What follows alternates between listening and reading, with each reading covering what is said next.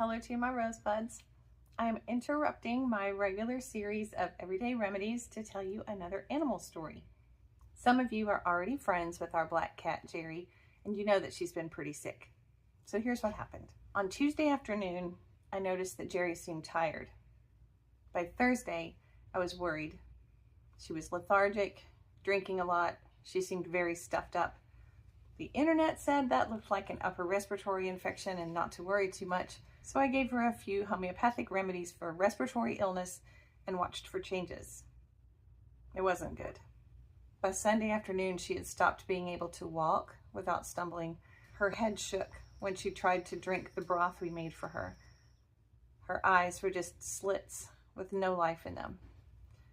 On Monday morning, we took her to the vet. She had a high fever. She was dehydrated. Blood tests showed that her pancreas, liver, and gallbladder were all in trouble, and she was very anemic. The vet gave her fluids and prescribed an antibiotic, and we arranged to bring her back in a couple of days for a follow-up and a blood test for parasites. Once we were home again, we started her on the daily antibiotic and a set of homeopathic remedies specifically targeted to liver, gallbladder, pancreas, anemia, and dehydration, which I mixed in water.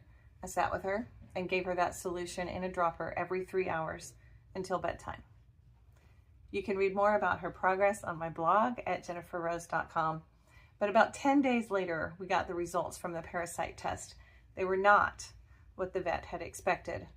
It turns out that a parasite called mycoplasma is common in our area, so that is what our vet was treating Jerry for. But Jerry's test was positive for bobcat fever, not mycoplasma. The symptoms are very similar, but the treatment is quite different. It's a different antibiotic, and bobcat fever protocol also involves an antiparasitic, oxygen therapy, IV fluids, and sometimes a blood transfusion. With the protocol, bobcat fever has a survival rate of about 64%. Without treatment, it is 100% fatal. I love our two vets. They are extremely smart and caring, and they treat me with respect even though I don't do all the conventional things. It has been 24 days since I first noticed something was wrong. Most cats with bobcat fever die within 2 to 3 days of showing symptoms. I'm not claiming that homeopathy cured Jerry, but I do believe that it at least played an important role in helping her beat the odds.